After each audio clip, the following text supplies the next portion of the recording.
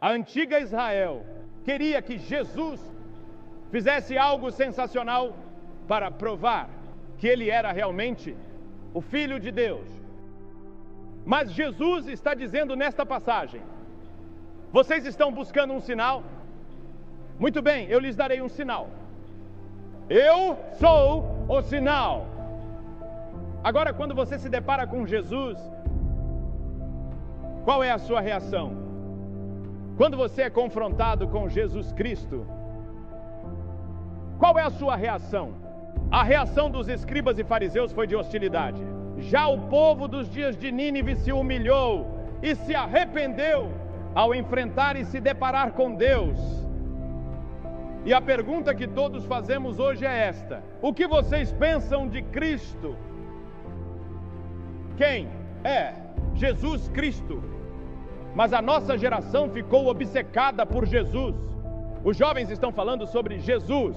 Ele é o assunto das conversas hoje, nas universidades, nas escolas, em todos os lugares. Os jovens estão discutindo sobre Jesus Cristo e perguntando: quem é Ele? Quem é esse Jesus? Não podemos escapar dele. Você se lembra daquele dia em que Saulo estava a caminho de Damasco, perseguindo os cristãos, quando de repente uma luz ofuscante apareceu e o fez cair por terra? A primeira pergunta que ele fez foi: quem és tu, Senhor? Essa é a mesma pergunta que a nossa geração de jovens nas universidades está fazendo hoje. Quem és tu, Senhor? Quem é Jesus? Por que não conseguimos escapar dele? Porque ele está em nossa consciência e em nossa mente, a ponto de que nossas peças, nossos poemas e nossas óperas sejam sobre ele. Ele é apenas um herói revolucionário ou algo mais? Ele viveu apenas 33 anos. Ele nunca viajou mais de 100 milhas. Ele nunca teve educação formal. E ainda assim, 2000 anos depois, uma geração inteira continua falando sobre Jesus Cristo. Alguns diziam que ele era um homem louco. Outros disseram que ele era um revolucionário. Ou será que Jesus era alguém que defendia o sistema? E então há também quem diga que ele foi o primeiro hippie, que tinha cabelos longos e andava com seus discípulos em uma comunidade. Mas na verdade nós não sabemos como ele era. Não temos uma imagem de Jesus, e Deus fez isso de propósito, para que não adorássemos uma imagem, porque Deus é espírito e devemos adorá-lo em espírito. E então havia pessoas que diziam que ele era deliberadamente mau, que ele era um homem mau, que ele era um diabo. O que ele realmente foi? Essa é a questão. Jesus Cristo, quem és tu? Quem é Jesus? Não podemos escapar dele. Tentamos fugir, mas lá está ele. Ele continua aparecendo em toda parte. Nossos maiores filósofos escreveram sobre ele. Nossos maiores historiadores escreveram sobre ele. Nossos maiores poemas e peças são sobre ele. Até nossas maiores arquiteturas são sobre ele. Não podemos escapar dele. Bem, sabemos algumas coisas sobre ele. Sabemos que ele era um homem. Jesus era completamente humano. Ele representava a humanidade, pois a Bíblia diz que ele foi identificado e contado entre os transgressores. Sabemos que ele teve fome. Sabemos que ele teve sede. Sabemos que ele se cansou. Sabemos que ele experimentou as alegrias da amizade. Sabemos que ele chorou no túmulo de um ente querido. Sabemos que ele possuía todas as características de um homem. E ainda assim, de forma muito interessante, a Bíblia diz que ele nunca cometeu pecado. Na verdade, ele se colocou diante do povo de sua geração e disse: nunca cometi um pecado. Ele disse: qual de vocês pode me acusar de algum pecado? Eles não podiam dizer nada. Todos nós somos pecadores. Mas Jesus passou por todo tipo de tentação, assim como nós. E não há provação, teste ou tentação que Jesus não tenha enfrentado antes de você. E ele resistiu e venceu tudo. Ele era um homem, um ser humano, mas era mais do que isso. Ele declarou ser o único filho, unigênito, encarnado de Deus. De fato, ele afirmou pré-existência. A Escritura diz: no princípio era o Verbo, e o Verbo estava com Deus, e o Verbo era Deus. Antes do tempo começar, ele já existia. Ele disse: antes de Abraão nascer, eu sou. Eu existo eternamente. Ele se levantou e disse: eu sou Deus. Ele é, porque sempre existiu. De eternidade a eternidade ele é Deus, a Bíblia diz. E o Verbo se fez carne e habitou entre nós. Em outras palavras, o Verbo, a palavra de Deus, o Deus eterno, se fez carne na pessoa de Jesus Cristo e viveu como um homem no mundo. É isso que a Bíblia ensina. Você precisa aceitar que ele não foi apenas mais um revolucionário, ele não foi apenas mais um hippie, ele não foi apenas mais um grande homem, ele era Deus em carne e osso. E toda a ética que ele ensinou, nenhum homem nunca ensinou como ele. Se alguém lhe bater numa face, ele diz: ofereça também a outra. Jesus ensinou que devemos perdoar. Ele ensinou uma revolução na maneira como devemos viver. Ele nos ensinou que não são apenas as ações exteriores que Deus julga, mas também os pensamentos e intenções internas. Ele disse: Moisés nos ensinou nos 10 mandamentos: não cometerás adultério. Mas eu vos digo que se alguém olhar para uma mulher com desejo impuro, já cometeu adultério em seu coração.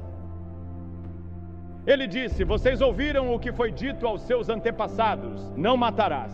Mas eu lhes digo que qualquer que se irar contra seu irmão estará sujeito a julgamento. Ele elevou a ética humana ao mais alto nível e exigiu que vivamos esse tipo de vida, porque ele mesmo viveu esse tipo de vida. Como você explica Jesus? Jesus Cristo, tu és quem dizes ser? Ele acalmou o mar. Ele tinha poder sobre a natureza. Ele podia pegar um relâmpago e lançá-lo de volta às nuvens. Ele tem poder sobre a natureza. Por quê? Porque ele é o Deus da natureza. São suas leis e elas o obedecem. Ele tinha autoridade sobre as doenças. Jesus fez cegos enxergarem, fez surdos ouvirem, fez mudos falarem. Ele ressuscitou os mortos. De acordo com o registro, ele tinha autoridade sobre os demônios. E então, olhe para a morte que ele teve. Algum homem já morreu como Jesus? A terra tremeu, as rochas se partiram, os sepulcros se abriram, até mesmo os soldados confessaram: verdadeiramente este era o Filho de Deus. Qualquer um que veja Jesus naquela cruz e não seja tocado tem um coração de pedra. Primeiro tiraram as roupas dele, depois pegaram longas tiras de couro com esferas de aço ou chumbo nas pontas e o açoitaram nas costas, até que ele mal pudesse ficar de pé. Então colocaram uma coroa de espinhos sobre sua testa e seu rosto começou a sangrar. Eles riram dele, cuspiram nele e zombaram dele. Com um simples estalar de dedos, 72 mil anjos já haviam desembainhado suas espadas, prontos para resgatá-lo e varrer este planeta da existência do universo. E Jesus disse: não, pois para isto nasci. Não digam que esta é uma religião de homens brancos ou de homens negros. É uma religião mundial. Ele fez isso por todo o mundo. Quando ele morreu naquela cruz e foi pregado nela, pregaram os cravos em suas mãos e nos pés. E sabe o que ele disse? Ele disse: Pai, perdoa-lhes porque não sabem o que estão fazendo. Perdoa-lhes. Foi assim que ele enfrentou a violência de seu tempo. E então na cruz, ele disse: meu Deus, por que me abandonaste? Depois inclinou a cabeça e disse: está consumado. O que ele quis dizer com isso? Ele quis dizer que o plano de salvação estava concluído. Agora Deus pode perdoar todos os teus pecados, porque Jesus terminou o plano de Deus para a tua salvação. Porque veja, Deus conhece cada um de vocês pelo nome. Ele tem até os fios de cabelo da tua cabeça contados. Deus olha para você como se fosse a única pessoa em todo o universo. Ele vê você somente você. E naquela cruz, Jesus teve a capacidade de pensar em você. E Ele te amou o suficiente para permanecer na cruz.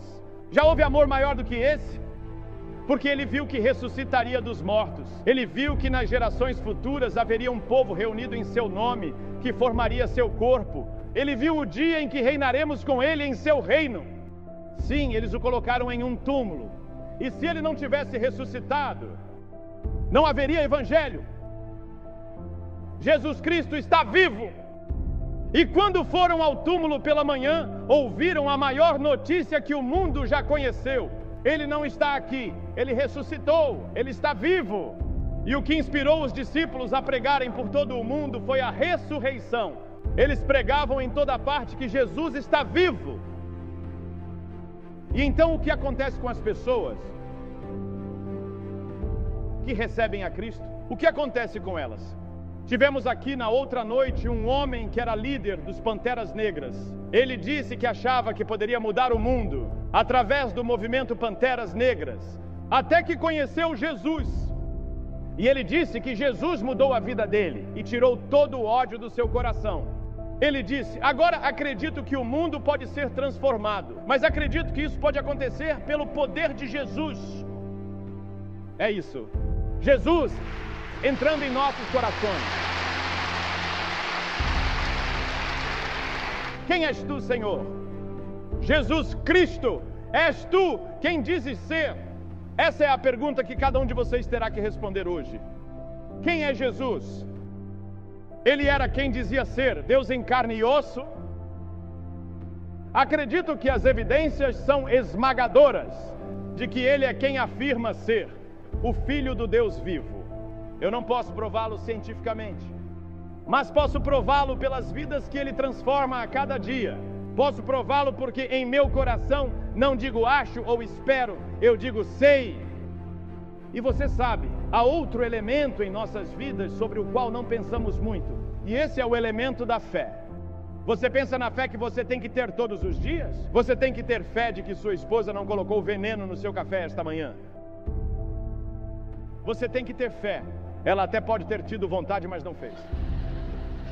Você tem que ter fé quando vai ao banco, escreve um cheque e o assina, e tem dinheiro na conta. Você tem que ter fé de que o banco vai pagar. Tudo o que fazemos é por fé. Muito bem, pegue essa mesma fé e coloque em Jesus Cristo como teu Senhor e Salvador, e você saberá quem Jesus é. Você o aceita pela fé, Ele entra na tua vida e no teu coração, e então você crerá que Ele é quem afirma ser.